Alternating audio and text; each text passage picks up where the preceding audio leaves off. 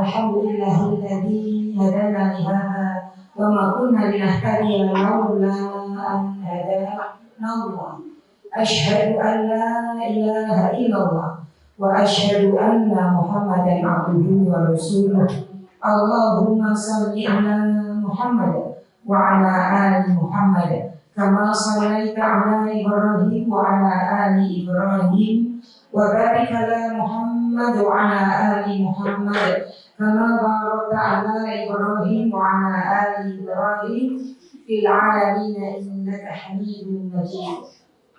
Ibu-ibu majelis taklim Asuraya yang semoga Allah merahmati kita semuanya.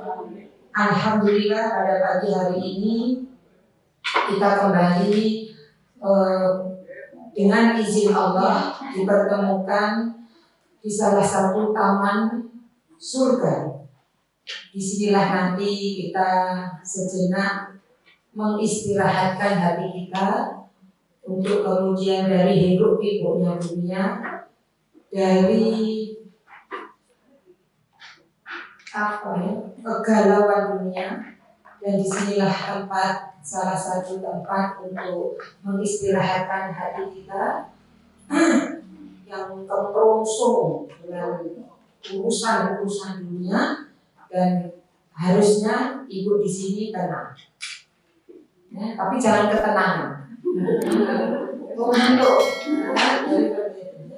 Jadi alhamdulillah Allah masih memberikan kesempatan kepada kita untuk memperbaiki ibadah kita, memperbaiki amalan-amalan kita. Allah kasih kesempatan kepada kita untuk memperbaiki diri kita. Alhamdulillah, segala puji bagi Allah. Dan kita bersyukur pula karena Allah masih mengizinkan kita untuk kemudian banyak-banyak istighfar, untuk kemudian banyak-banyak memohon ampun atas segala dosa kita. Dan pagi hari ini sebagai bentuk rasa syukur kita, maka kita gunakan waktu, tubuh, energi kita untuk mendekatkan diri kepada Allah, melaksanakan perintah Allah, yaitu thalabul ilmi. Semoga hadirnya ibu ke sini itu karena ingin menambah amal soleh, karena ingin melaksanakan perintah Allah, bukan karena yang lain, ya? Bukan karena yang di depan juga bukan, ya?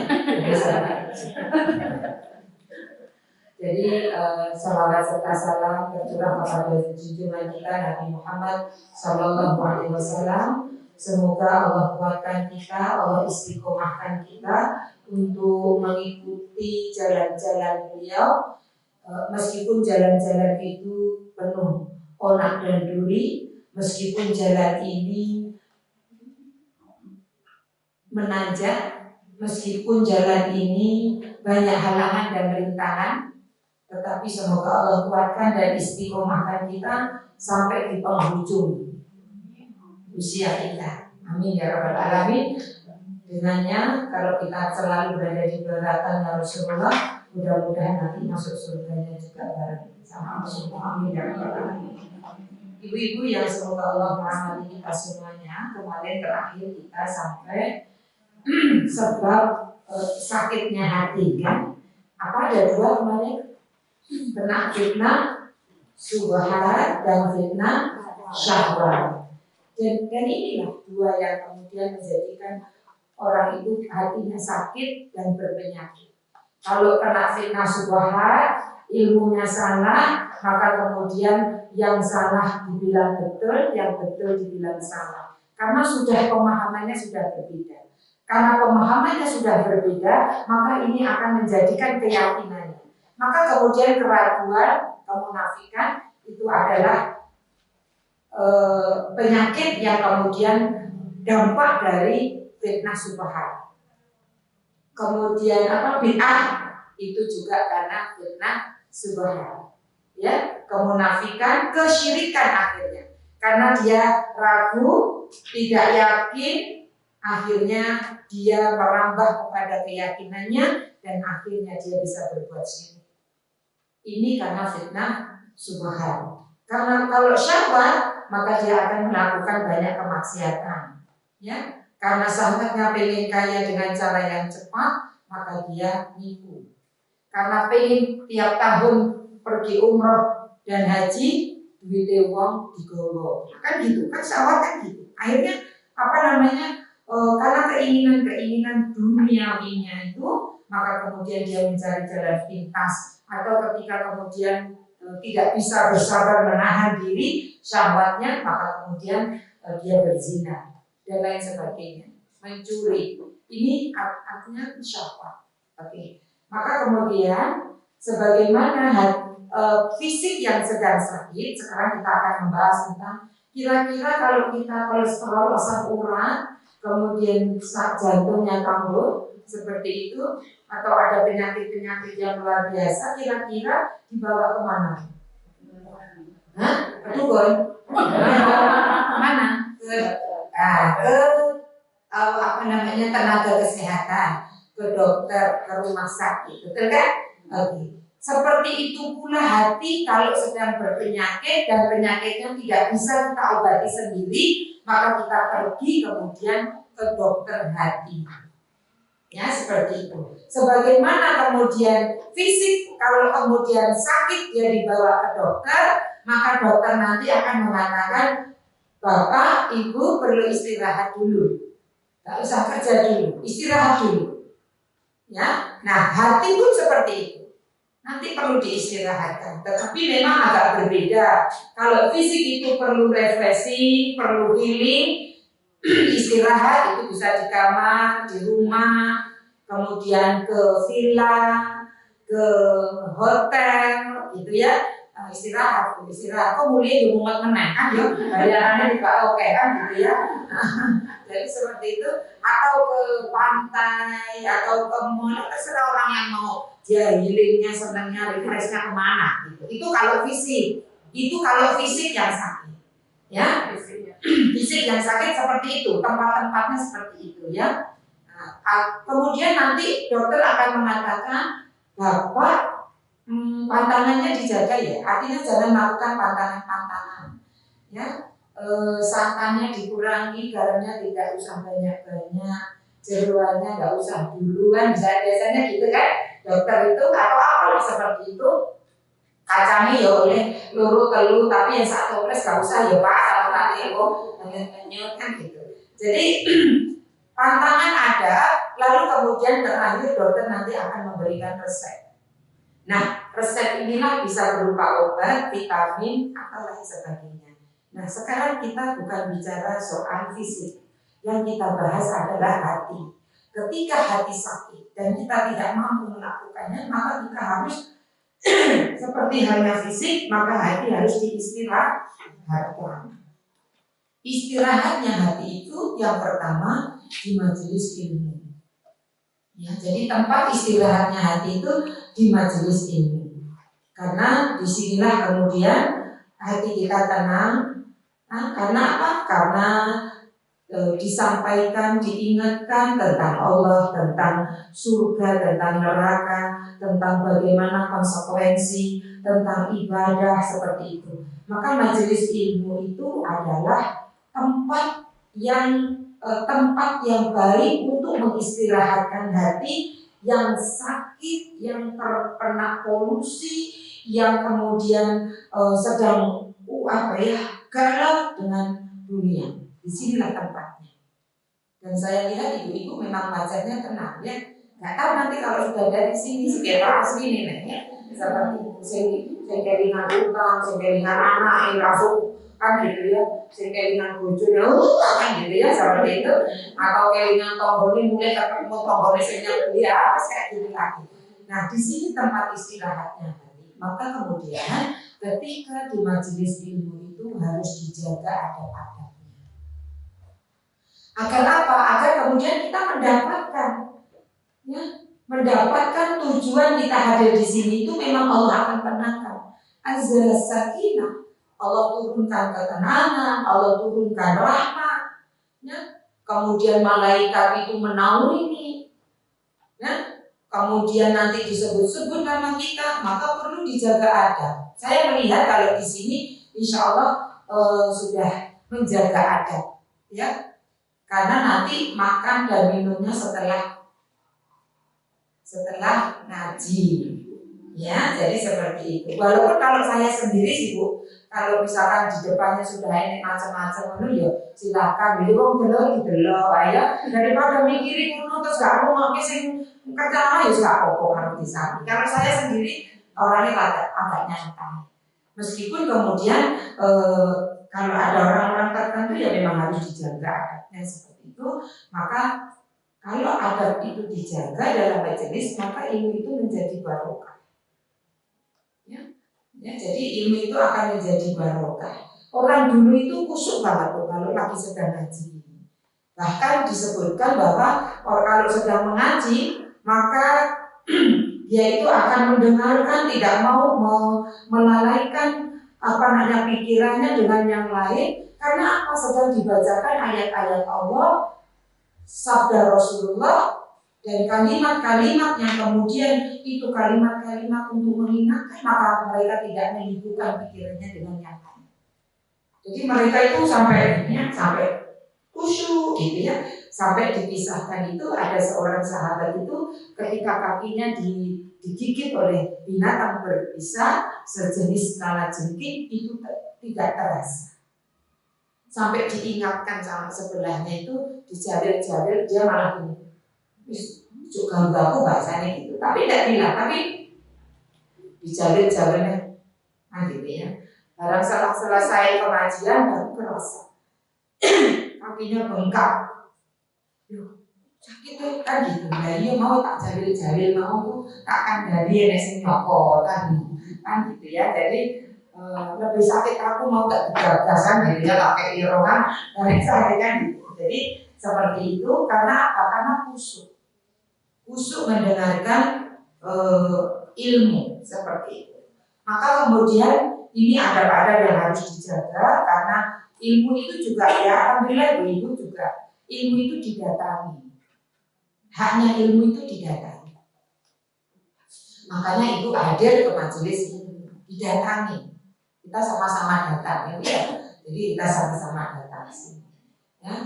Kemarin itu ada hari Ahad itu saya di WA sebelumnya 1-2 hari itu Bu Siti apakah bisa diganggu kita mau datang ke rumah untuk berbagi, kita mau mengambil seandainya Bu Siti tidak repot berbagi ini. Jadi beliau dengan beberapa jamaahnya datang ke rumah untuk kemudian itu tidak pernah tapi WA dulu gitu ya. Jadi seperti itu. Oh iya ada Allah. Jadi memang hanya ini itu didatangi. Ya seperti itu. Kemudian di majelis ilmu itu juga kemudian kita harus orang yang bersungguh-sungguh. Masih ingat enggak Bu? Saya sudah menyampaikan di majelis kalau kita mau dapat ilmu, kalau kita mau dapat ilmu, maka kita harus pertama kamu semangat. Oh punya kecerdasan dulu, terus semangat, terus bersungguh-sungguh, punya modal, ada guru, sabar. Jadi menuntut ilmu itu tidak instan, tidak cepat, tetapi perlu waktu yang lama, harus sabar. Seperti itu dan ada gurunya. Ya, jadi seperti itu. Dan kalau semangat itu tadi, semangat masih ingat enggak Bu? Yolali ya, sebulan. Saya itu sudah saya sampaikan. Jadi semangat sungguh-sungguh, semangat itu ditunggu-tunggu. Oh Jumat pagi di Asuroya gitu itu terus ditunggu-tunggu. Itu semangat. Disiapno tase. Ya, ojo salah bawa tas. Tas buku PKK digawa itu berarti gak semangat. Pesan nyaut dulu aja. Ketika ditanya Bu sampai mana? Sebentar Bu Siti. Loh, saya tak gawa kok kelas 1 Bu Siti, buku PKK. Nah, ini berarti gak semangat. Oh, jadi semangat itu ditunggu-tunggu, terus kemudian disiapkan. moro nggak bawa bolpen, nah gitu, nanti berarti kan tidak menyiapkan diri. Nah, jadi nggak bawa bolpen, nggak bawa buku, nah sing digowo kan gitu. Nah itu ya, maka kemudian ini namanya semangat. Kalau sungguh-sungguh apa Bu? Masih ada. Kalau sungguh-sungguh itu kalau mencari ilmu diperhatikan, didengarkan, terus diulang-ulang, dimurojaah. Ya. Nah seringkali ini sampai mana nggak ngerti dibuka, berarti kan nggak dimurojaah. Murojaah pas teko sebulan sekali ketemu sama ustadznya. Nah itu berarti kan nggak dimurojaah. Sungguh-sungguh itu dimurojaah. Akhirnya karena dimurojaah, tahu akhirnya ya kemudian dipraktekkan, diamalkan. Nah, jadi seperti itu. Jadi dimurojaah. Maka orang yang punya ilmu itu beda dengan orang yang tidak punya ilmu. Karena apa? Karena dia memang sungguh-sungguh dapat, oh iya, nggak boleh kayak gini ya, oh iya. Konten pembicaraan orang yang punya ilmu, yang sering di majelis ilmu, sama yang di majelis ghibah, ya beda. Kalau di majelis ghibah, dia sering datang di majelis ghibah, konten pembicaraan, ya ghibah itu. Pokoknya setiap kali orang lewat, kontennya apa namanya, di komentar. Ya, saya sitoin, cinta pengen bilang, sopan. Nah, kan gitu ya. Lewat mana si Cine, ya apa sih, juga pengen. Tapi ya, harusnya ayo pokoknya. Jadi komentar, ya apa yang dibahas, konsolnya itu dibahas. Ini kalau biasa kayak gitu. Orang yang di majelis, kalau orang yang di majelis ilmu itu konten pembicaraannya berbeda. Cari mantunya itu yang hafal Quran. Gitu, ya. Aku pengen dua pantu sing apa kan ibu-ibu ini kan sudah sepuh-sepuh ya, sudah sepuh belum? Ya. Apa yang masih ada yang jomblo? Ada. Oh ada, oh iya. Jomblo fisabilillah, ya. Jomblo lillah fisabilillah. Ya. Jadi kalau mau cari jodoh, konteksnya pun berbeda. Aku pengen punya nakoda, punya apa namanya koam yang bisa membimbingku sampai menuju surganya Allah. Kan gitu kalau orang sering ngaji mah gitu. Tapi kalau nggak sering ngaji, aku pengen sing ya apa ya sing lucu ngono loh. Apa beda sing nah apa bedanya kalau orang stand up comedy itu cari aja kayak gitu. Gitu ya, sing lucu imut-imut kan gitu ya, sing rame ya. Rame ketelo radio, TV, ngono lah rame kan gitu ya. Nah, jadi seperti itu. Jadi konteks pembicaraannya pun berbeda kalau orang sering duduk di majelis ilmu. Kalau ibu-ibu yang sudah mau cari mantu, maka cari mantunya pun sing kaya apa diseleksi sih, disurvei sih, gitu. Iki wonge kaya apa kan di bibit, bebek, bobot, ya. Bukan bobot badan kan gitu ya. Nah, jadi seperti itu. Kualitas dirinya ini kayak apa? Kan gitu. Oh, saya minimal lah. Hafalan Quran itu separuh 15 juz minimal. Ya, masa kok ibu misalkan punya mantu, anaknya diimami Wallahu ahad kan terus saya tidak ulau juga mas ganti sing liyane ngono kan gitu ya. Ya minimal sing 15 juz lah gitu ya, 30 juz alhamdulillah kan gitu ya. Nah, jadi seperti itu. Ibu sekali-kali ke rumahnya nengoki anake imamono le kan gitu ya. Nah, diimami kan gitu. Sebulan setiap 2 bulan pancol ibu wae kan gitu ya. Nah, ina atau inakal kausa kan gitu ya.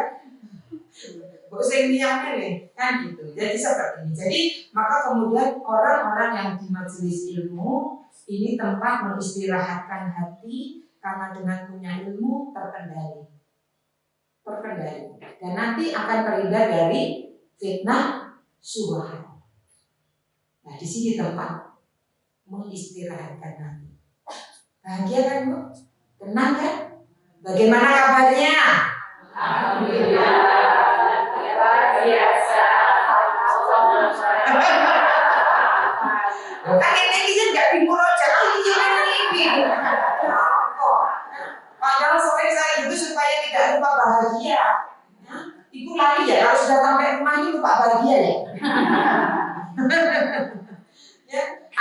alhamdulillah luar biasa, tetap semangat, bahagia, Allah Akbar. Ya, saya ingin mengingatkan ibu-ibu aja supaya memuji Allah gitu loh. Alhamdulillah, nikmat Allah itu luar biasa. Jalani hidup ini dengan tetap semangat. Jangan lupa bahagia, Allah Akbar. Kita sebenarnya ingin mengingatkan ibu-ibu itu aja mau memuji Allah. Bagaimana kabarnya ibu-ibu? Alhamdulillah, luar biasa.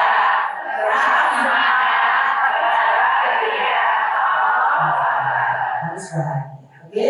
Nah ini pertama tempat mengistirahatkan hati. Istirahat dulu ya Pak, ya Bu, hatinya diistirahatkan. Tempatnya di majelis ilmu. Tempat mengistirahatkan hati yang kedua itu adalah berkumpul dengan orang-orang yang saleh. Nah ini alhamdulillah ibu-ibu dapat. Ketika ibu hadir di majelis ilmu, insya Allah teman-teman ibu juga insya Allah baik. Karena berproses ini menjadi baik. Orang-orang yang datang ke majelis ilmu itu adalah orang-orang yang ingin bersama-sama berproses, ya, bersinergi, mengupgrade diri menjadi orang yang baik. Maka kemudian alhamdulillah di masjid itu juga. Jadi ibu ke masjid misalkan tempat dekat seperti itu dan tidak ada urusan di dalam rumah yang sudah mungkin tinggal sama bapak, tentunya sudah anak-anaknya sudah berkeluarga seperti itu, berdua ke masjid sama bapak seperti itu, maka kemudian di masjid itu juga kita akan bertemu dengan orang-orang yang baik. Ketemu sama orang-orang yang baik itu mengistirahatkan hati, tenang. Kenapa? Karena ketemu orang-orang yang baik itu yang keluar dari lisan teman-teman yang baik itu nasihat, mengingatkan, tawasau bil haq, tawasau bis sabr. Jadi tenang. Dan agama kita ini menganjurkan selektif dalam memilih teman.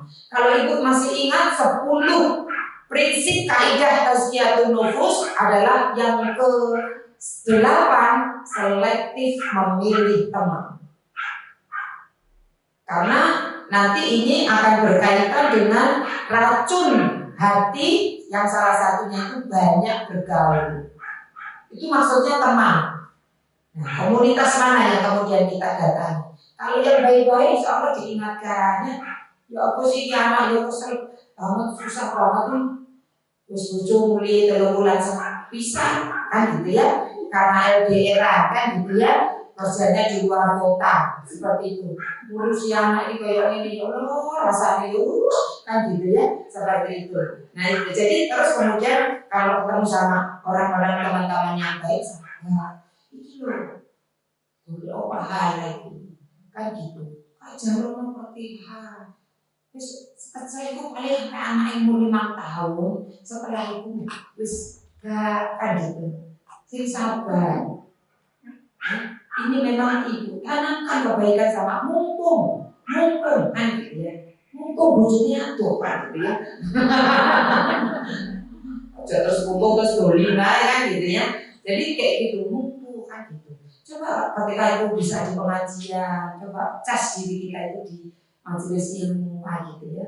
Ya apa sih bujur kok kayak gini ya? Ngomong nanti kok ini ngerti ini ngomong gitu. Kan hak perempuan itu pengennya dimengerti kan gitu ya. Terus aku cerita ngomong itu ya gak usah ngomong kan ya. Rungokno ae kan gitu. Gak mau diomelin kan kok ya. Kasihan gitu ya. Terus ya mungkin kuat solusi kan gitu ya. Jadi kalau orang yang teman yang baik itu selalu husnudzon. Bukan menambah masalah. Menyelesaikan masalah tanpa masalah. Masa kalau ya. Itu pegadaian punya slogan itu kan, menyelesaikan masalah tanpa masalah. Kalau ibu berteman dengan teman-teman yang tidak baik itu menyelesaikan masalah, nambah masalah. Bisa jadi ngomong orang tuh kayak ngomong apa? Wes tinggalan aja wes, wes jarno aja wes kan gitu. Wes miliknya ayo kita shopping aja kan gitu.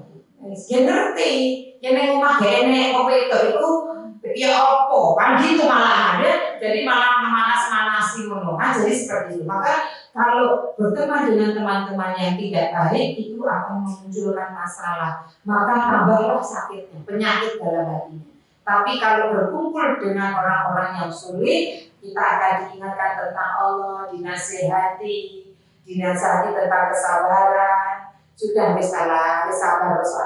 sabar, kan gitu ya.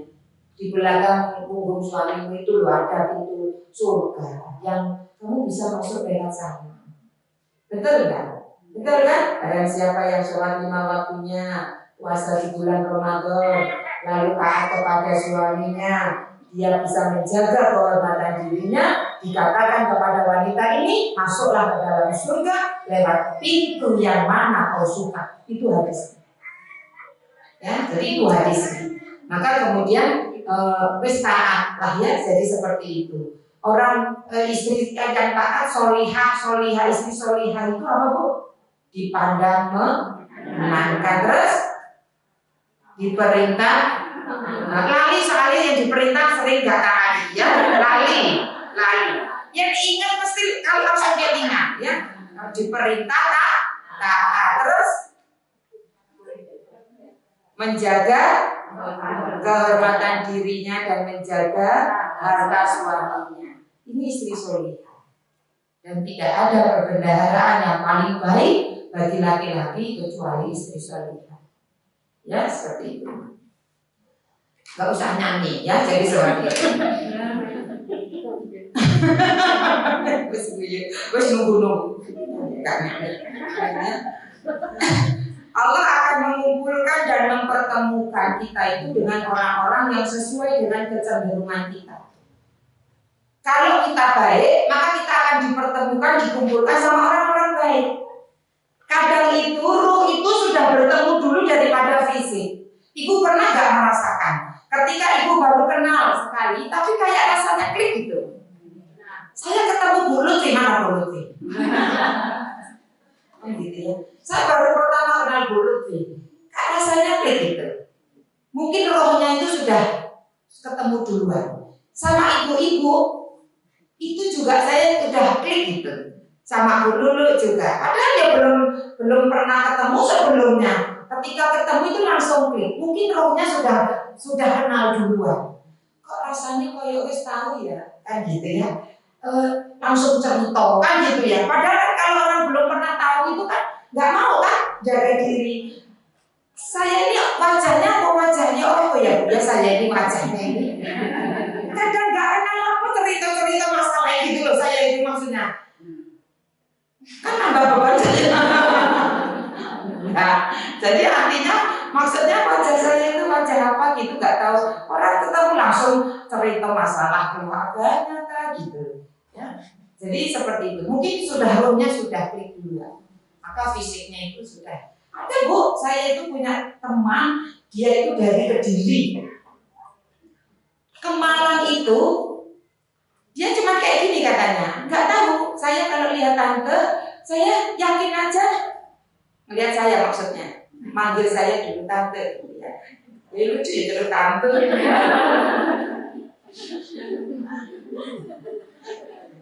Ya tuh, sampai sekarang gitu. Itu kayak saudara. Masa? Itu hanya karena perkara dia itu orang kaya, orang banyak uangnya. Cuman pada saat itu suaminya itu di Jakarta kerjanya belum transfer. Ada barang yang datang dan harus dibayar. Malam-malam dodok pintu. Kenapa dia dodok pintu saya? Kan gitu toh. Katanya dia ketika bercerita dengan anak-anaknya, gak tahu kayak ada rasa kayaknya ini orang yang tepat gitu menurut dia gitu. Seperti itu. Hanya karena itu Bu, sampai sekarang itu baik. Masya Allah, kalau dia kemarin mesti ke rumah dan yes macam-macam. Setiap lebaran itu mesti nggak lupa gitu. Masih kayak gitu lah. Masya Allah, ya luar biasa. Jadi seperti itu. Maka berkumpul dengan orang-orang soleh itu menjadi istirahatnya hati kita. Ibu punya komunitas yang Ibu rame tadi itu ya, insya Allah nggak majelis gibah ya, tetapi majelis yang gembira gitu ya, hore-hore gitu terus ya, tanpa ada Quran di dalamnya itu hawane piye? Ibu pulang dari majelis itu ya kadang malah bawa cerita-cerita, tiba yo aku kan ada cerita-cerita gitu. Tapi kalau dari majelis ilmu pulang itu sering kali ketika kemudian orang hadir di majelis ilmu, terus saya menyampaikan, oh ya Allah Bu Siti, kemarin saya katakan ketika yang datang, dan sering kali tadi saya kesini hati itu saya panas, merungsung. Alhamdulillah sekarang agak lega, agak lapar, kan? Kalau dari majelis ilmu itu gitu. Rakyatnya Romdino lali mana nggak tahu lah. Pokoknya intinya saat itu tenang, kan gitu ya. Jadi seperti itu. Agak tenang Bu. Ini ya. Jadi maka kemudian pastikan orang-orang yang di sekeliling kita itu adalah orang-orang yang akan sering menasihati kita, mengingatkan kita, mensolati kita ketika kita wafat. Pastikan. Ini ada cerita ya Bu ya. Saya dengar ya, di TikTok itu Ustadz Adi Hidayat bercerita. Ada seorang yang dia dulu pramugari. Karena hidayah Allah lalu kemudian dia resign. Langsung dia ikut pengajian. Yang kemudian di situ Ustadz Adi Hidayat. Jadi kayaknya sih nggak jauh-jauh. Jadi dia rutin gitu datang. Berapa kali tidak terlihat. Lalu kemudian ditanya kemana. Ustaz nanti tolong doakan fulana, itu yang resign dari pramugari itu sakit di rumah sakit. Oh iya, kata Ustaz Hidayat. Nanti akhir majelis kita akan doakan. Belum berapa lama di belakang rame lagi nangis. Kata Ustaz Hidayat, kenapa? Katanya gitu. Ustaz yang tadi kita mau doakan fulana meninggal dunia. Terus langsung kemudian ya sudah takdirnya nanti kita doakan, kita akan sama-sama nanti ke rumahnya, kayaknya nggak jauh gitu ya. Lalu apa yang terjadi? Kata Ustadz Hadi Hidayat, Masya Allah, saya melihat Allah itu ingin melihatkan orang ini. Dia resign berapa lama dari pekerjaannya, lalu dia langsung kemudian hadir di majelis taklim. Ibu tahu yang datang ke sana siapa? Teman-teman pengajiannya. Yang diantar oleh suaminya ngurusi apa yang harus diurus, kemudian menyolati mereka. Teman-temannya yang di tempat pekerjaannya dulu hanya mengirim karangan bunga. Gak butuh Bu, apa ya karangan bunga. Terus gak bisa belok mana kan gitu ya. Maka pastikan teman-teman kita adalah teman-teman. Ketika sakit mereka mendoakan, ketika dalam kesusahan kita mereka membantu. Pastikan teman-teman kita adalah ketika kita wafat, mereka mau untuk memberikan penghormatan, doa, hadir untuk menyolati kita. Pastikan teman-teman kita adalah teman-teman yang kemudian tidak hanya sehidup, tetapi nanti sesurga. Ketika dia sudah masuk surga, dia akan mencari kita. Ketika kita belum masuk ke dalam surga dan belum terlihat di dalam surga, mereka akan meminta kepada Allah agar kemudian teman kita itu dimasukkan ke dalam. Ini pastikan. Sudah. Kalau yang kemudian hore-hore yang gembira gitu terus, bolehlah temenan. 3 bulan sekali kumpul gitu ya, sekali-kali siapa tahu nanti bisa dimasuki sedikit-sedikit kan gitu. Tetapi tidak boleh sering-sering. Kalau ibu tidak bisa merubah dan mewarnai, mending ibu jaga jarak saja. Artinya sekali-sekali saja. Tapi kalau ibu bisa mewarnai, itu jauh lebih bagus. Kumpul sama mereka, warnai mereka ya dengan warna yang baik seperti itu ya.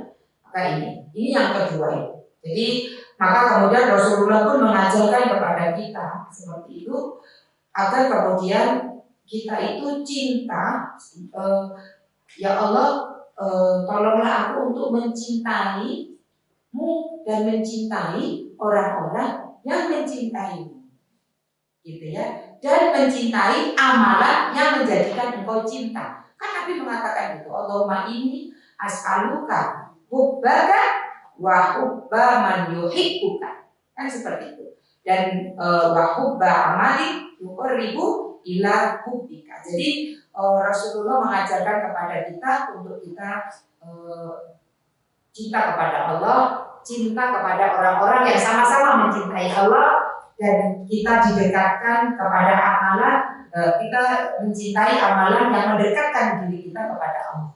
Seperti itu, ya. Kemudian yang ketiga, tempat istirahatnya hati itu adalah Quran. Jadi Quran ini adalah syifa, ya, Masya Allah, ya. Al-Quran itu adalah penawar, obat, ya, mengistirahatkan hati dari lelah hiruk pikuknya dunia. Quran itu, ya, Al-Quran itu adalah penawar bagi orang yang hatinya sakit karena dunia. Masya Allah. Meskipun kadang kita itu tidak ngerti artinya, itu hati itu maknyes gitu ya, maknyes gitu ya. Dengarkan imam baca Quran, nangis. Gak ngerti ini sih melok nangis, karena imamnya nangis kan gitu ya. Tapi gitu ya, Masya Allah. Jadi Bu, orang itu kalau orang yang baca Quran itu orangnya itu khusyuk bacanya, orang itu dengan hati bacanya, itu indikasi, salah satu indikasinya orang yang mendengar itu juga terbawa hatinya. Ada orang bacaannya bagus, tapi dia hanya sebatas di kerongkongan saja, apik, tapi nggak sampai nyentuh ke hati juga.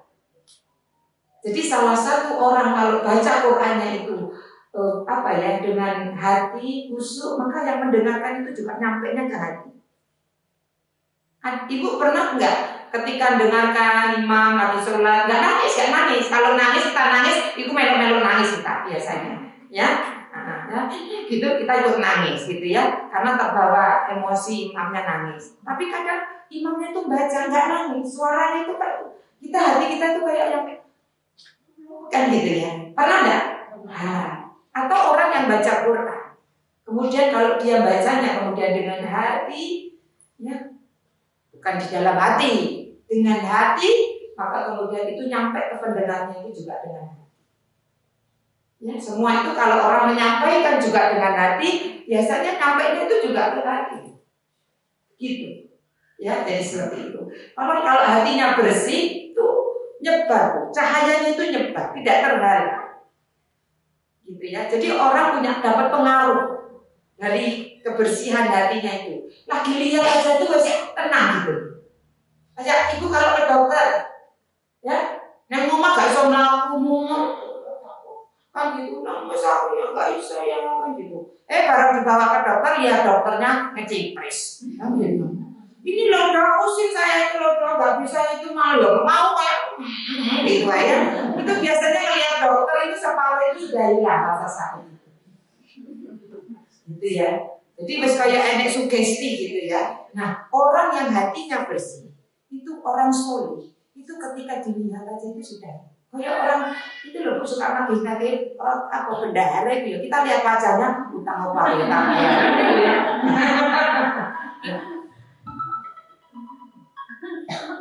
Jadi seperti itu. Maka ini yang ketiga itu Quran, dan kita punya kewajiban dengan Quran itu apa? Membaca, tidak hanya sekedar membaca, apalagi memahami, mentadaburi Quran itu. Ya. Kemudian apa lagi? Mengamalkannya. Ini yang paling poin utama.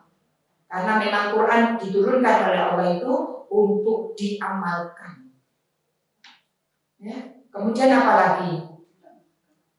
Menghafalkannya. Ya, semampu kita. Ada yang kita hafal. Gitu ya, walaupun nggak 30 juz 30 saja ya nggak apa-apa.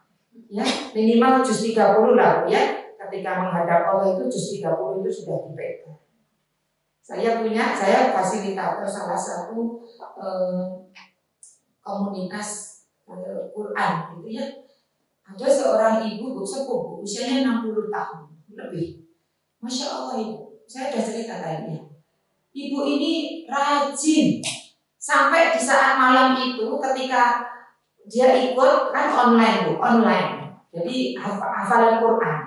Katanya beliau gini, Bu Siti separuh perjalanan ketika menghafal itu, Bu Siti saya mohon maaf saya on cam ya gitu, karena kok tiba-tiba saya kepalanya pusing mau rebahan, tapi saya nyimak gitu. Ini orang sepuh kan. Ternyata apa? Sakitnya itu karena akhirnya dia dibawa ke rumah sakit yang kemudian ternyata ada penyumbatan di otaknya. Dan di rumah sakit dia juga ikut. Ketika sudah itu dia sambil tidur gitu. Saya nyoba itu ya setoran ya Bu Siti. Katanya dia bilang gini, saya ingin sebelum meninggal minimal juz 30 saya sudah. Dia punya azam gitu. Di Mekah 30 hari, umrah dia 30 hari, 3 kali dia setoran surat Al-Waqiah lewat voice note. Bu Siti tolong disimak, tolong dibaca. Jadi ini orang sungguh-sungguh gitu. Jadi minimal lah menghadap Allah itu juz 30 kita bawa. Ada yang kita hafal dari Quran. Lalu kita menyampaikan, mendakwahkan Quran dan juga membela Quran. Ini kewajiban kita. Jadi Quran ini tempat istirahatnya hati. Ibu sedang sedih, baca Quran, tenang hatinya. Kayak kamu, bukan, saya tidak menyamakan ya. Jadi dalam kondisi apapun Quran itu cocok. Dalam kondisi apapun Quran itu pas untuk mengistirahatkan hati kita. Sedang disakiti orang terus kita baca Quran. Oh bilang nangis kali biasanya. Kan nggak kemudian baca Quran kalau nesu-nesu gitu. Gak kan? Ya. Dikhianati, disakiti oleh kekasihnya, baca Quran nangis. Apalagi kalau mantan itu tambahnya kan gitu ya. Nangis kan gitu. Nah, jadi seperti itu. Ya. Wis bayangno kaya wong India lho ditinggal bojone nyanyi kan gitu ya. Terus kemudian ketemu itu nih nyanyi kan gitu ya. Nah, saya ketika bilang gitu ada yang salah satunya itu darahnya India. Nah, Bu Siti katanya itu nyanyi itu kayak bekir bahasanya kayak bebe katanya gitu. Oh ya wis berarti awak dhewe kok. Wong India kan ngono ya. Balas dendam yang nyanyi kan gitu ya. Jadi seperti itu. Nah, itu jadi ini interaksi kita dengan Al-Quran itu jangan sampai kita itu tidak setiap harinya itu tidak interaksi dengan Quran. Karena ini kompas kita loh. Ibu tinggalkan salah arah. Ini kompas kita, manual book kita, petunjuk hidup kita. Ibu tidak berinteraksi dan luar biasanya Quran itu loh Bu. Mukjizat, kalau menurut saya itu mukjizatnya Quran itu gak mau ditinggal lama-lama. Orang hafiz Quran, dia sudah hafal di 30 juz, mungkin lah bahasanya gitu, mungkin wes. Tapi dia tidak murojaah tiap hari, hilang pasti hilang. Berakitang ayat-ayat, ya, sesurat, ya. Nah, kan kalau menghafal Quran itu loh, bahasa saya itu loh. Kalau kita menghafal Quran, anaba apa, tambah anaziat apa, tetap anaba ya harus dimurojaah.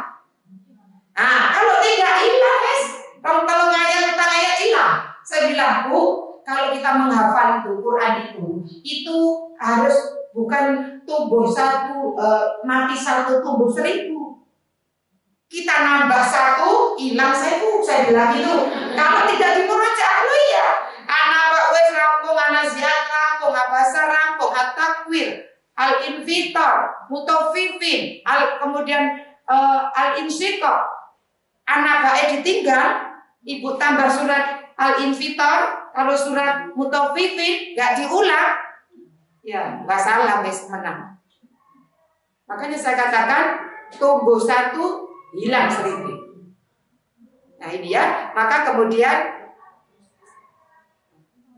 Enggak ada ya Bu ya? Oh iya. Tinggal tak cepil ya. Gak kerasa soalnya.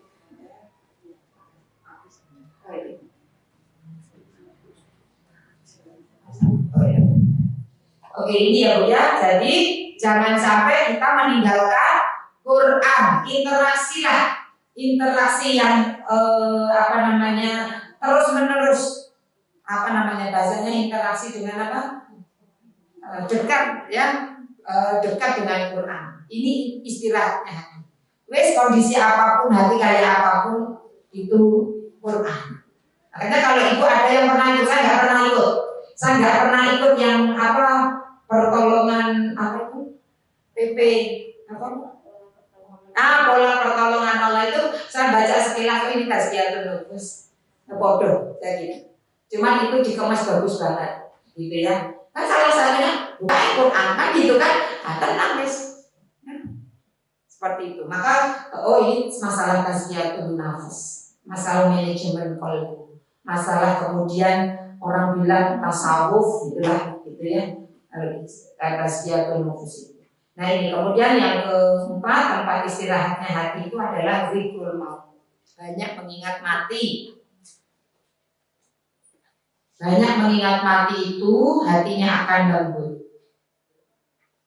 Banyak mengingat mati itu akan mudah menerima nasihat. Banyak mengingat mati itu tidak tamak dengan dunia.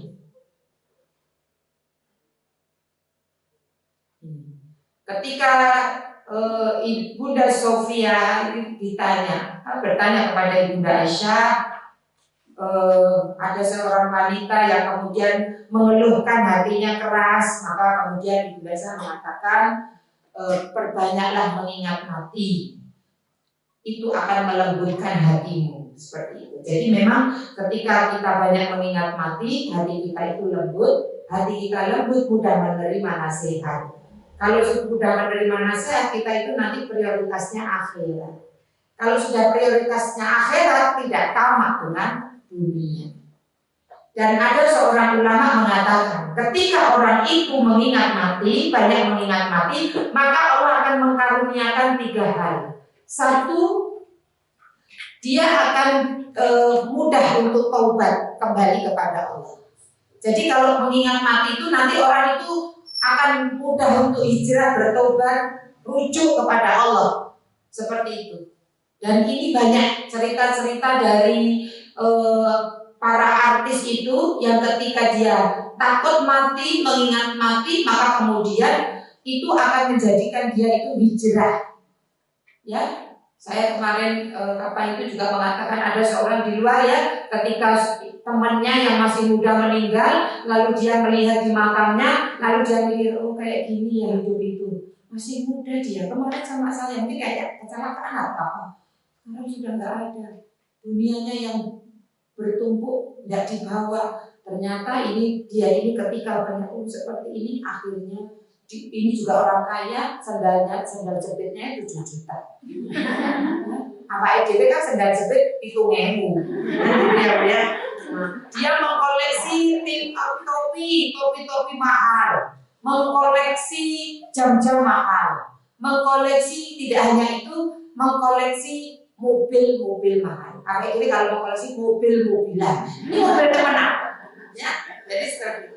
Tetapi setelah mengingat mati, melihat temannya di makam, dikubur, langsung berubah dia. Kembali kepada Allah. Harga barang-barang brandednya itu semua dilelang, dijual, lalu kemudian uangnya untuk membantu saudara-saudara muslim di Afrika. Ini orang kalau mengingat mati seperti itu, akhirnya nggak tamak sama dunia. Akhirnya dia kembali rujuk tobat kepada Allah. Oh ini nggak dibawa mati gitu. Tanah tatok mulu digeser karo sebelah. Sopo yang nggak ingat mati? Sopo? Iku wis pakai sama BPN kan gitu ya. Tak tuntut kan gitu. Tapi kalau orang banyak ingat mati, jangan gak dikurungan. Bisa aja. Wis karo begitu. Jadi gitu. Apa mau Bu Siti ya terserah ibu mau nuntut ya, tapi caranya nggak usah elek gitu ya. Tetapi artinya orang kalau banyak mengingat mati sudah nggak tamak sama dunia, gitu ya. Ini jadi itu yang pertama akan dikaruniai, dia akan mudah untuk bertobat kembali kepada Allah. Yang kedua, dia akan beramal,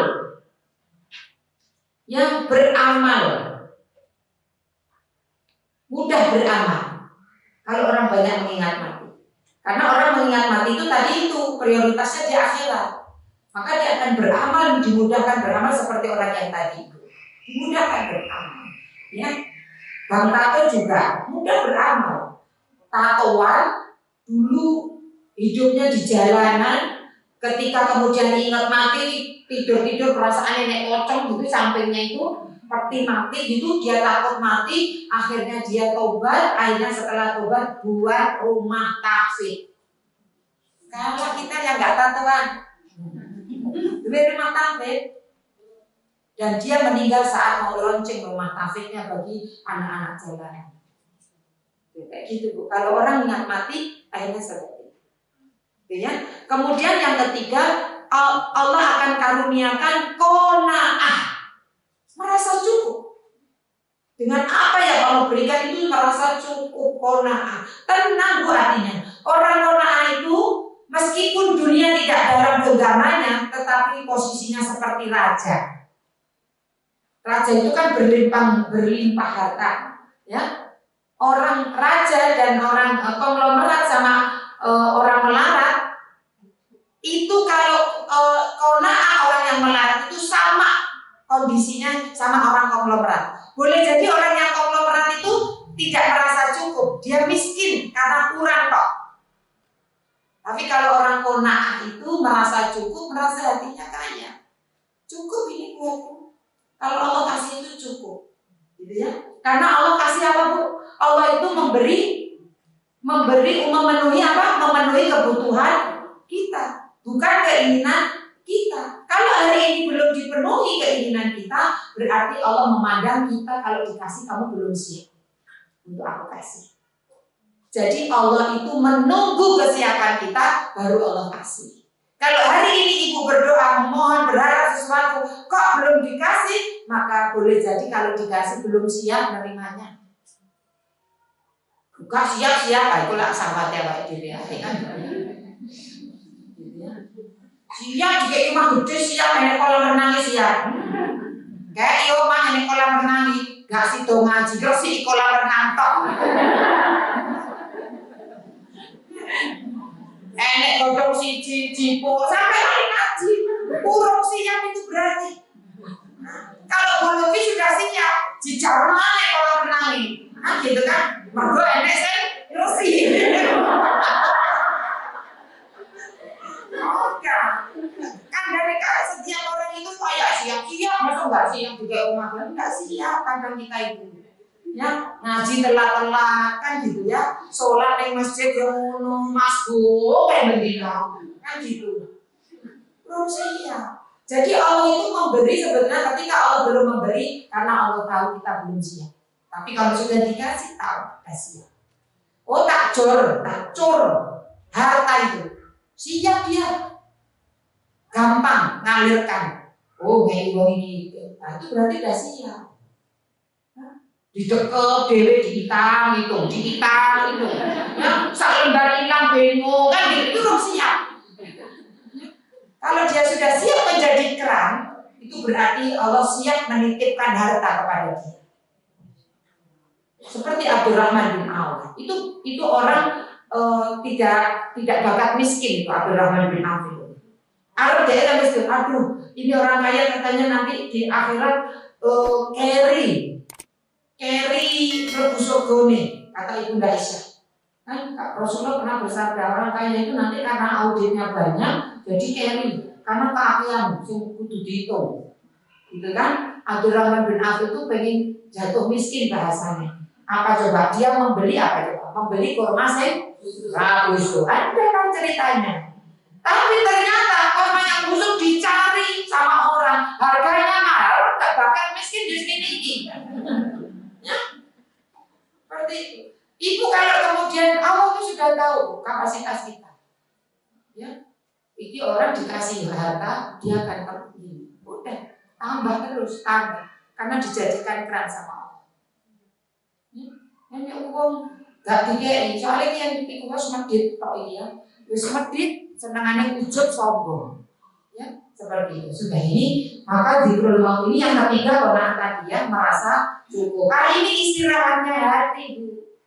Istirahat ya Kak, istirahat ya Bu, artinya diistirahatkan di majelis ilmu, kumpul sama orang, kumpul lono kongkang, soleh, kemudian maca Quran, samanane, lho itu lagune opo iku Bu? Kan gitu ya. Nah, tombo hati ono limo perkara. Kaping siji maca Quran dan maknanya. Jadi harus dengan maknanya. Tadabbur. Kaping pindho.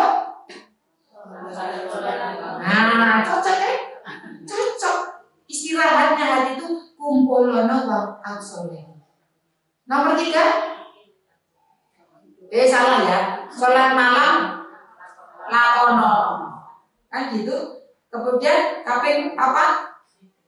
Zikir. Nah, nanti ada di tentang nutrisi hati nanti di bukunya. Ya, di buku ini, di buku yang Ibu pegang. Nah, jadi ini tempat istirahatnya hati, mengingat mati, interaksi dengan Quran, berkumpul dengan orang-orang baik dan hadir di majelis ilmu. Lalu kata dokter kalau fisik tadi apa? Pantangannya dijaga ya Pak, ya Bu. Orang yang hatinya sakit itu juga harus ada pantangannya. Apa pantangannya? Berbuat maksiat, berbuat dosa. Ini pantangannya. Ya. Kalau ibu-ibu masih ingat di dalam 10 prinsip, itu menutup pintu-pintu yang menjadikan hati kita itu semakin kotor. Ini pintu-pintu maksiat. Kalau tidak salah itu poin nomor 6. Jadi menutup pintu-pintu yang kemudian menghantarkan kita terjerumus masuk kepada kemaksiatan. Makanya Allah katakan wala taqrabu zina. Jangan dekati pintu-pintu yang akhirnya menjerumuskan engkau kepada perzinahan. Jadi pintu-pintunya saja jangan didekati. Contohnya memandang. Makanya nanti ada racun-racunnya hari itu. Wah, dipenelengi, ya kan gitu ya. Ini akan menjadikan kemudian hati kita itu nanti ketika dari mata itu terus hatinya berbicara. Gitu ya. Jadi seperti itu. Maka kemudian pantangannya itu jangan dekati hal-hal yang tidak hanya kemaksiatan dan dosa, tapi pintu. Jangan ikuti langkah-langkah setan. Ini pantangannya. Kalau sesuatu itu menjadikan kita terjerumus kepada kemaksiatan, kepada dosa, maka ini harus dihindari. Contohnya ya Bu ya, saya termasuk yang tidak mengharapkan ngupload sesuatu yang Ibu misalkan lagi di mana lah gitu ya. Jadi yang dipoto, diupload. Fabi ayyi ala rabbikuma tukadziban kan gitu misalkan. Nah, diupload. Saya termasuk yang tidak mengharapkan. Tetapi ketika Ibu sering share, ngupload, ditaruh di status, maka ini akan jadi kita sulit menjaga hati kita. Betul. Jadi kenapa ada ulama, ada ustadz yang mengharamkan kayak gitu itu karena jaga hati saja sudah sulit. Ketika kita lakukan itu, nanti ada orang komen, nggak komen melambung, kan gitu, nggak komen baper, kan gitu ya. Aku wis fotoku tak iki kok gak enek sing komen. Grupe sepi. Wis live grup bae gitu aja terserah Ibu. Ketika ada yang memuji, ada yang komen bagus, langsung hatinya melambung. Kan susah. Akhirnya ini kemudian menjatuhkan kita kepada kemaksiatan. Itulah akhirnya ada ustadz yang kemudian mengharamkan. Gak boleh pisah nih sekalian gitu. Karena sulit menjaga hati. Ya seperti itu. Ibu tenang-tenang, diam-diam, barang di belakang Ka'bah ceklik, kan gitu, bisa, kan gitu. Terus nanti orang masya Allah, tabarakallah, ya Allah, senangnya, gitu kan orang komen itu kan gitu kan, lebay-lebay gitu kan, gak senang ngomongin kan gitu. Nah, terus kita akhirnya hatinya juga gitu. Pada unisnya semua status.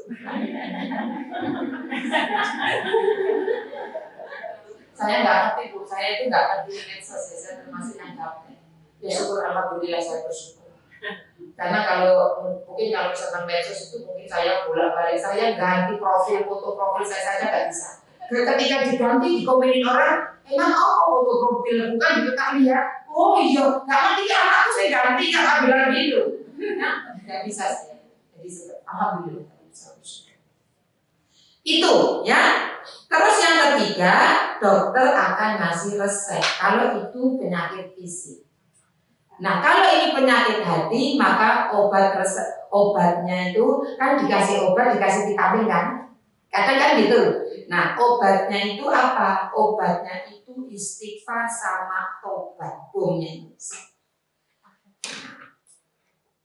Terus vitaminnya, nutrisinya itu apa? Nah, ini di buku ini itu ada. Dan pembahasannya Masya Allah masih berbicara tentang hati, hakikat hati. Di sini nutrisi yang menghidupkan hati.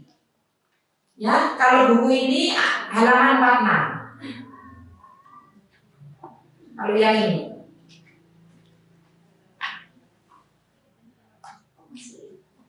Oke. Jadi nutrisi yang menghidupkan hati. Jadi nanti kalau dokter fisik itu ngasih resep, kadang ada vitaminnya, ada obatnya itu untuk ngebom penyakitnya. Kalau penyakit hati, obat ngebomnya itu istighfar sama tobat. Jadi kalau orang punya penyakit hati, istighfar, terus istighfar, kemudian taubat. Seperti itu. Nah, vitaminnya, nutrisinya untuk hati itu apa? Zikir di sini. Ya. Seringkali kita itu lebih perhatian kepada memperhatikan bagaimana kemudian badan kita ini biar caranya sehat, fit, gitu ya. Kadang-kadang itu kita perhatikan fisik kita ya Bu ya. Tetapi kita jarang sekali memperhatikan bagaimana hati kita itu bisa hidup sehat seperti itu.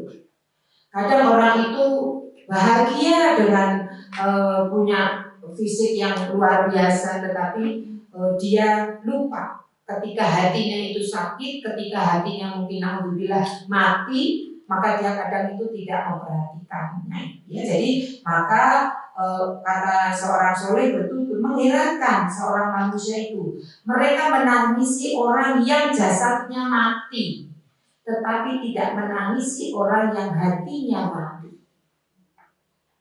Ini orang yang soleh itu mengatakan begitu. Sampai karena pentingnya hati itu. Kalau orang hidup dia hidup, tapi hatinya mati, itu kayak mayat yang berjalan. Tapi kalau kemudian itu orang itu mati, jasadnya mati, ruhnya keluar, itu memang sudah takdir Allah dan dia harus kembali. Ini sebuah keniscayaan. Tetapi seringkali orang itu heran menangisi orang yang jasadnya mati, tetapi kemudian dia tidak menangisi orang yang hatinya itu mati. Padahal orang kalau hatinya mati, ini bahayanya luar biasa. Bisa memasukkan dia ke dalam neraka. Tetapi orang kalau fisiknya itu mati, tetapi dia membawa hati yang selamat, maka dia bisa masuk ke dalam surga. Maka orang-orang Palestina lihat tuh, bapaknya meninggal, anaknya meninggal, itu senyum. Karena yakin dengan janji Allah. Dia sudah ada di tempat yang indah, di tempat yang baik, mendapatkan balasan terbaik dari Allah Subhanahu wa Ta'ala. Ini jadi seperti itu. Maka kemudian kita harus tahu ini. Nah, nutrisi yang menghidupkan hati yang pertama itu zikir. Ya. Dan kita luar biasa, urgensi zikrullah itu bagi hati itu sangat luar biasa. Kata Syekhul Islam Ibnu Taimiyah ini di buku ya, di buku ini berkata, zikir bagi hati itu ibarat air bagi ikan. Bisa dibayangkan? Zikir bagi hati itu ibarat air bagi ikan. Kira-kira ikan yang gak enek air ya apa Bu? Inilah makanan hati, nutrisi hati. Vitamin hati itu adalah zikrullah, mengingat Allah. Ya. Bahkan ini di sini dikatakan Ibnu Qayyim menyebutkan sekitar 80 faidah zikir. Tetapi di buku ini tidak disebutkan. Ibnu Qayyim ini kan kita belajar dari salah satunya itu adalah ulama Ibnu Qayyim al-Jauzi. Itu beliau membuat sebuah buku ya, dalam Al-Wabilus Sayyib. Ibnu Qayyim menyebutkan 80 faedah zikir, tetapi di sini disebutkan hanya beberapa, tetapi insya Allah semoga ini cukup untuk kemudian memotivasi kita untuk selalu zikrullah. Zikir adalah makanan pokok bagi hati dan roh. Ini di halaman 47. Seorang hamba kehilangannya. Jika seorang hamba kehilangannya, ia seperti tubuh yang tidak mendapatkan makanan pokok. Jadi nanti bisa sakit, lama-lama mati. Sebagaimana fisik, kalau nggak makan, lemes, lama-lama mati. Zikir itu makanan hati. Nah, keutamaan zikir itu, keutamaan atau urgensi zikir itu yang pertama, itu bisa menenangkan hati, menenteramkan jiwa. Yang pertama. Dalilnya apa? Dalilnya surat Ar-Ra'd ayat 28. Di mana kemudian Allah berfirman, ala bidzikrillahi tatmainnul qulub. Ketahuilah hanya dengan mengingat Allah hati menjadi tenang. Disinilah letaknya. Ketika kita zikir, mana ada orang zikir karena ngamuk-ngamuk, saya kadang ekspresinya gitu ya, ya. Orang zikir subhanallah, alhamdulillah, wala ilaha illallah, wallahu akbar, la haula wala quwwata illa billah, subhanallah wa bihamdihi, subhanallahil azim. Kan gitu kan, tenang kan? Nggak ono ingat Allah kok kalau ngamuk-ngamuk, kalau pencaritan nesu-nesu. Subhanallah, subhanallah, subhanallah, subhanallah. Nggak pernah lihat orang zikir kayak. Biasanya orang zikir itu karena ketenangan hatinya, biasanya itu nunduk. Ini tenang. Subhanallah, subhanallah, Allah, la ilaha illallah. Kan seperti itu. Nah, ini makanan jiwa, makanan hati. Ya, ini yang pertama. Kemudian yang kedua, urgensi zikir. Ya, urgensi zikir yang kedua itu adalah bahwa setan itu tidak mau dekat. Ya.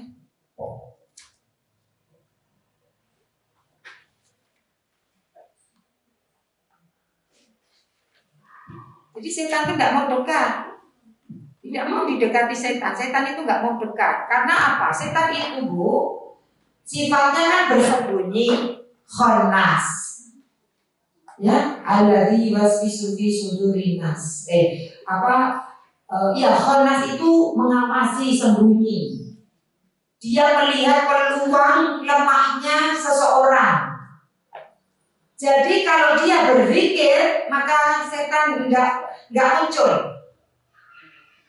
Kalau orang ini banyak zikir mengingat Allah, setan itu hanya khannas, ngawasi aja. Waduh, Kak, sempat-sempat ini. Dia zikir, ini benteng ini. Zikir itu benteng kita. Saya ada cerita ini sama ibu-ibu juga jamaah, salah satu jamaah itu bilang gini, beliaunya itu memang biasanya bawa itu loh, digital itu loh, tasbih digital. Ya itu. Dia ini punya usaha bikin kue. Oke, perlu karyawan lah. Ini memang rumahan bikin kuenya, tetapi laris lah gitu ya. Nah, dia ada karyawan. Ternyata karyawannya itu, Bu, pakaiannya itu sembarang barang. Anaknya satu, anaknya yang punya usaha ini satu laki-laki. Dan dia harus tinggal di. Nah, ini yang karyawannya itu agak Ya orangnya ya rada males mungkin ya. Terus seperti itu pakaiannya itu menurut dia juga dikasih tahu juga disuruh ngeyel gitu ya. Lalu dipulangkanlah, dipulangkan, nggak dipakai lagi, dipulangkan, diongkosi, dipulang, mbak, uleno mbak, karena karyawan yang satunya yang nyari, uleno mbak, itu wes aku nggak mampu lagi. Ternyata ini orang ini sakit hati. Pak D-nya itu orang pintar, bohong pintar atau bodoh ya nggak ngerti ya. Jadi nggak ngerti saya. Ini orang pintar, orang bodoh lah gitu ya. Itu kemudian minta tolong sama Pak D-nya. Biasa disuruh dimintain tolong orang gitu. Ternyata di terlawang itu Pak D-nya itu bilang gini. Pak D-nya itu ya orang tadi orang bodoh itu tadi ya. Itu bilang gini, waduh gak bisa ini kuat ini. Karena ibu ini memang dia cerita sama saya. Dia kan pikir itu gak lepas. Nah itu diceritani sama yang tadi saya bawa kan. Tadi itu yang bawa satunya itu katanya itu mau di istilahnya mau di itulah diserang lewat sihir, tetapi katanya Pak D-nya ini aku gak iso ini terlalu kuat, gak iso. Mungkin itu tadi itu gak kuat juga gitu ya di bawah levelnya. Jadi ketika mau menyerang ini gak bisa karena bentengnya itu bikin. Jadi Bu, setan itu melihat lemah kita. Kalau kita tidak dalam kondisi zikir, hati kita, lisan kita, badan kita tidak zikir, maka itu diserang sama setan. Setan itu mengalir di dalam aliran darah kita. Ya, maka kemudian ada istilahnya bahwa putuskan aliran darah itu dengan apa? Berpuasa, tidak banyak makan. Makanya banyak makan termasuk racun hati, ya. Jadi banyak makan itu masuk racun hati. Makanya putus aliran itu dengan apa? Dengan kemudian mengurangi makan. Artinya mengurangi makan itu berpuasa. Seperti itu. Nah ini. Jadi kalau kemudian kita pikir, maka setan itu tidak akan dekat, tidak akan mampu mengganggu kita. Ya, karena Allah melindungi. Kemudian yang berikutnya itu menghapus dosa-dosa. Dengan zikir itu akan menghapus dosa-dosa. Ya, Abu Hurairah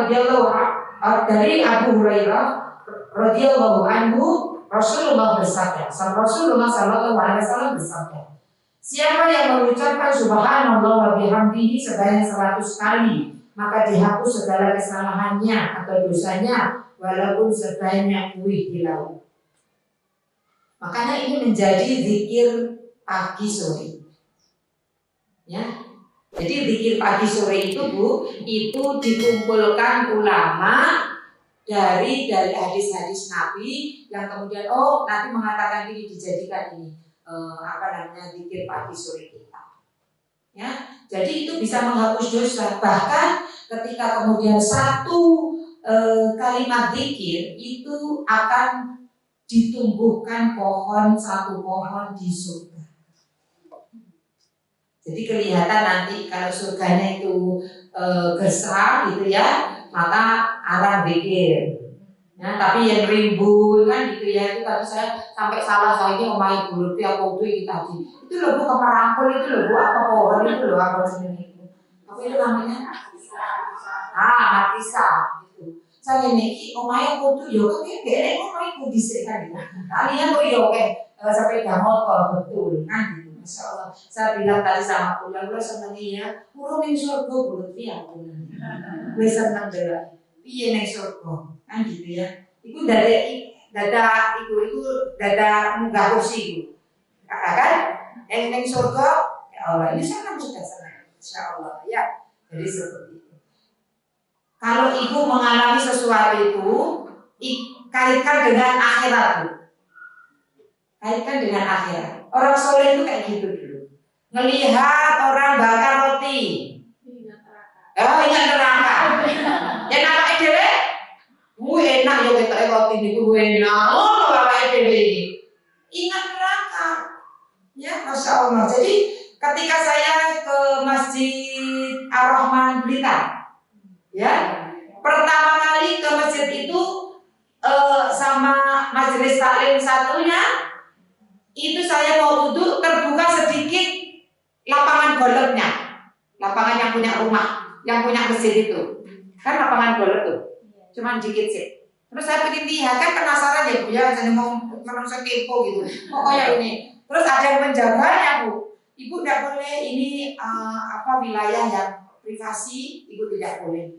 Oh nggak boleh. Ya wis. Ternyata berapa waktu kemudian ada majelis taklim lain yang ngajak juga ke sana, ke Tulungagung, terus kemudian mampir ke Blitar ke Masjid Ar-Rahmah. Ternyata salah satu warganya itu, anaknya itu yang punya itu. Lalu apa? Kita disuruh masuk lewatnya tidak lewat depan yang masjid itu, tetapi lewat samping yang itu langsung masuk lapangan golf. Loh iya, ada lighting kayak ini, lighting ya, karena sampai sana isya. Sampai sana isya, yang punya tidak bisa nemui karena sudah keluar kota, sudah ke Malang, kembali ke Malang. Ditunggu katanya tadi ditunggu ibu. Yang itu tuh karyawan-karyanya terus mau silakan. Itu sudah ada kursi-kursi seperti kita itu seperti apa namanya party kebun apa bu pesta kebun ini apa? Garden party. Nah itulah, wes enek kursi-kursi ditata, terus kemudian makanan disiapkan karena itu di lapangan golf kan nggak ada itu, dibuatkan ini kayak gini tuh ditaruh situ. Terus duduklah saya, kemudian duduk. Ya Allah, kemarin beringat-ingat saat ini wes melebu kan gitu ya. Terus ini ibu seneng nih ya, ibu itu seneng ya. Saya bilang ya Allah ya Bu ya, kita ini baru di dunia ini saya ini seneng. Aku meneneng surga. Iya Bu Siti nangis. Nah ya itu kayak gitu, makanya itu ibu pengajian. Jadi seperti itu. Nah kemarin saya ingat ya Bu ya, ingat saya itu ya Masya Allah saya kata gini ya Allah, moga-moga ini gak dipuja sama Allah, bukan istijrah gitu loh. Saya itu gak kayak itu. Kangen ya Allah, kangen Masjid Nabawi, kangen enek orang sing ngek undang. Kayak gitu. Semoga-moga ini bukan istijrah, tapi saya cuma katakan ya Allah, kau maha baik saja. Ketika rasa ini ya mungkin memang butuh gitu ya. Kan Allah kasih butuh. 5 tahun pegang rono, kangen ya. Tapi bojone ketika oh iya alhamdulillah sing kono umroh, maksudnya kode ya Bu ya ngajak gitu ya. Tiba enggak ngerti, enggak mudeng ya gitu. Sing mudeng Allah, sing mudeng masih kemudian tetangga ke rumah. Jadi makanya saya tuh kayak bersyukur aja kemarin imu gitu ya. Mungkin hari ini kita membayangkan tentang surga, kita berada di taman surga. Semoga nanti kelak kita berada betul-betul di surganya Allah. Amin ya Rabbal. Bersama orang-orang yang soleh. Oke ini ya, maka kemudian harapan itu terus harus ada. Pantaskan diri kita di hadapan Allah. Dengan apa? Zikir, ingat Allah, supaya Allah ingat kita. Ya. Kita mengingat Allah dalam kondisi berdiri, dalam kondisi duduk, kondisi berbaring, dalam kondisi senang kita memuji Allah, alhamdulillah. Dalam kondisi sulit, insya Allah mengingat kita. Nah kita ini kadang senangannya ngono ya. Senangannya kita itu mengingat Allah itu kalau kepepet, mepet tembok gitu, senden kompet. Tapi ya Allah, ya. Nyender kumbet, sender kumbet, NK. Nyender kumbet, iya ya sender. Ini jadi seperti itu. Tapi kalau kemudian lagi seneng lagi, ya seperti itu. Maka kemudian ingatlah Allah dalam kondisi apapun. Duduk, baring, berdiri kita itu ingat Allah, maka Allah akan mengingat kita dalam setiap saat.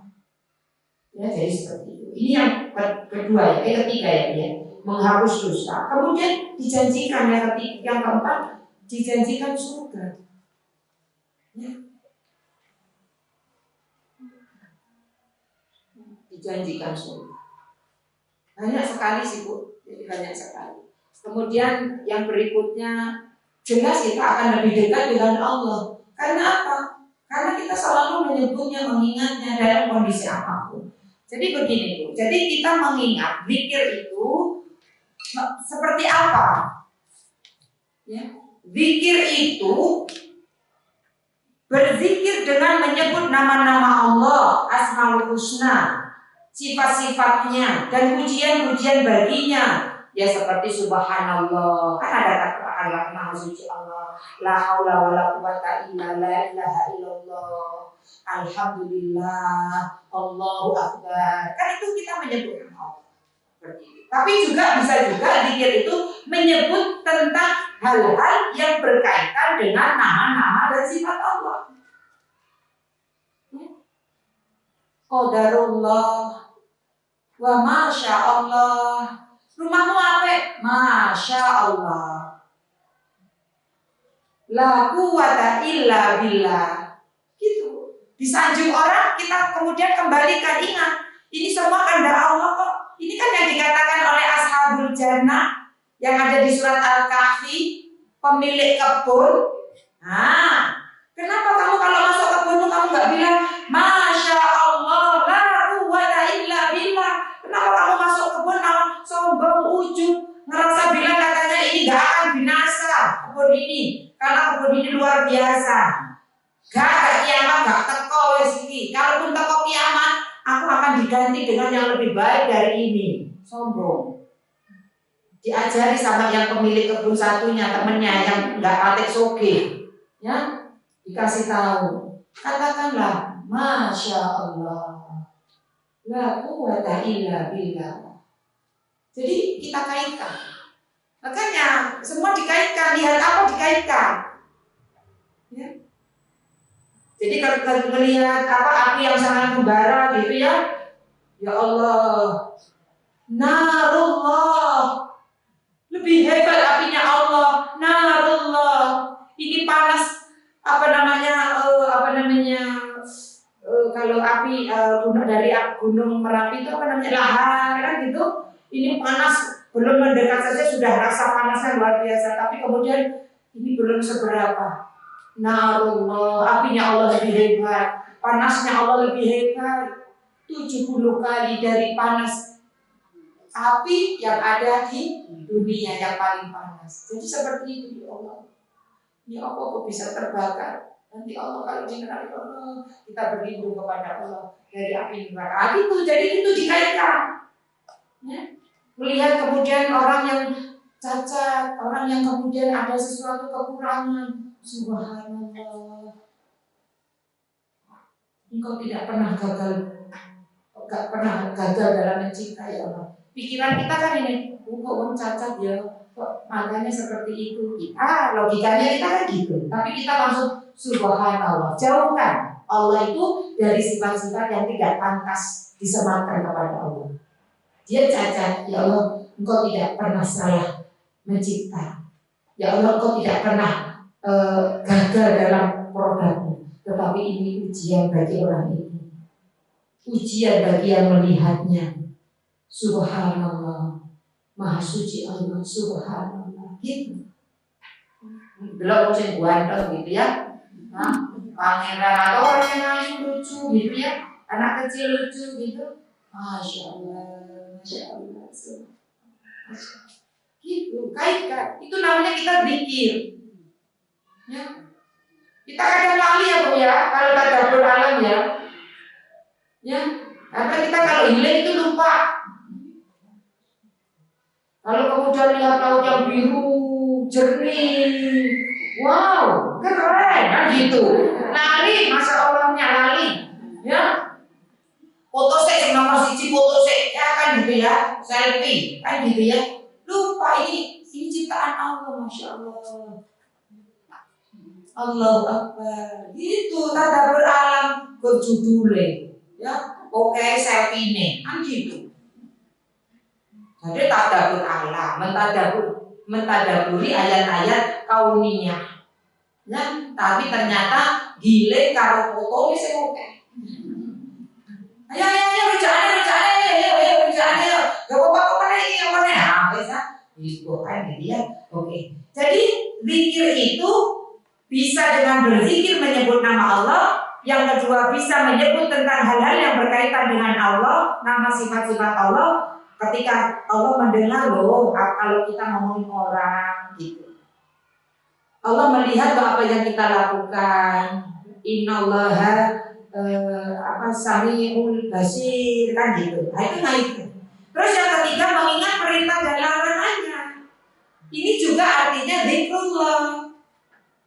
Ketika ada orang ngajak ghibah,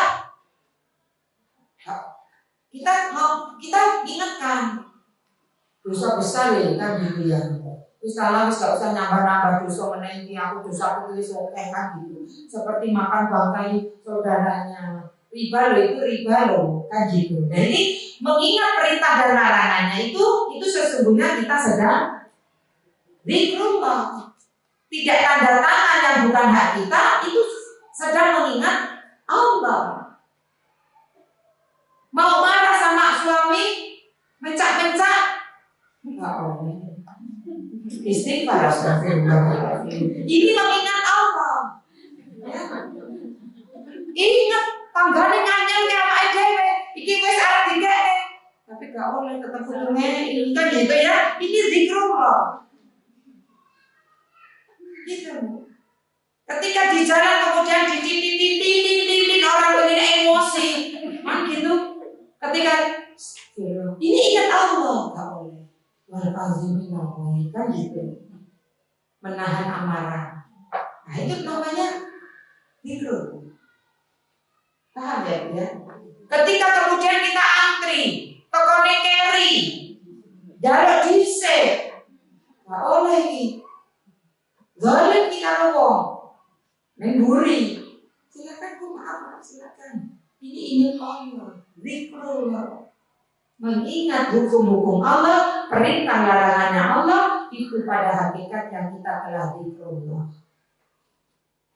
Kita dikembalikan uangnya kakeannya 100.000. Nganggo duit pira ya 100.000 ya? Oh ya boleh jadi kan?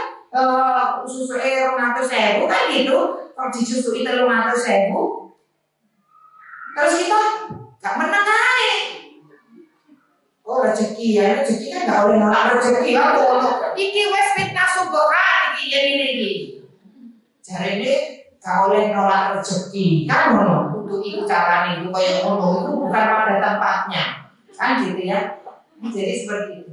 Dikembalikan kan. Pak, maaf tadi harganya berapa? Ini sih, iya terima kasih. Gitu. Ya. Oke, kemudian mengingat anugerah dan kebaikan Allah itu pun zikrullah. Ketika kemudian misalkan ya contoh, ini kan disediakan minum, ini kan nikmat anugerah, meskipun yang anu kan panitia, pengurus. Terus saya minum, bismillah. Alhamdulillah, ini kita mau ingat anugerah nikmat Allah. Ya. Jadi ketika kita mengingat nikmat Allah, itu juga zikrullah. Alhamdulillah, anakku yang gini. Masya Allah, sudah lulus juz'iyahnya, sudah masuk 15 juz. Gitu. Jadi kita, ya Allah, alhamdulillah Allah telah menolong anak saya. Biasanya gitu kan? Enggak gini, wah hebat, keren anaknya Umi, waduh 15 juz, keren. Kan gitu. Enggak, tapi kita langsung mengingat Allah. Alhamdulillah ya Allah telah Engkau tolong anakku untuk kemudian menyelesaikan hafalannya. Ini zikrullah. Bedanya orang yang mengingat Allah, orang mukmin sama orang kafir itu apa? Bedanya orang mukmin sama orang kafir itu apa? Ketika mendapatkan nikmat apa? Nah, kalau orang mukmin ketika mendapatkan nikmat dia ingat sama yang pemberinya. Langsung alhamdulillah. Terima kasih ya Allah. Tapi orang kafir itu kalau diberi nikmat dia fokus sama apa yang dikasih. tidak ingat sama yang memberi. Itu bedanya. Ya, seperti itu. Oke, kemudian zikir itu juga bisa yang terakhir ya dilanjutkan. Oh, udah lewat tuh. Terakhir, yang paling afdal itu adalah zikir itu dengan membaca Al-Qur'an.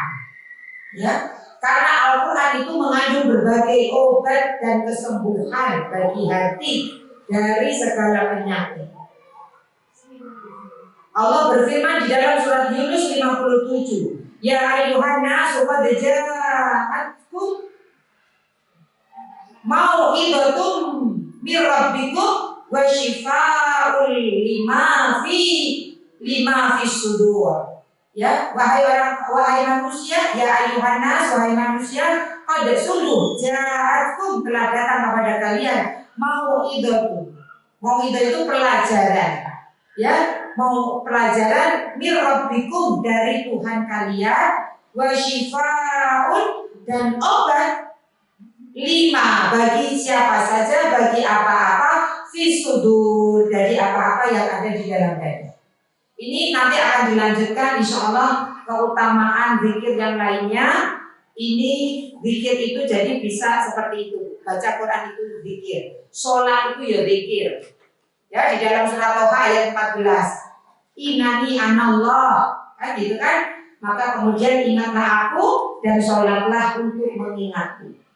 Sembahlah aku dan sholatlah untuk mengingatku. Jadi sholat itu juga zikir, mengingat Allah. Jadi seperti itu. Oke, insya Allah nanti kita akan lanjutkan keutamaan atau urgensi zikir yang lainnya. Sampai di sini dulu. Al-haqqu min rabbik.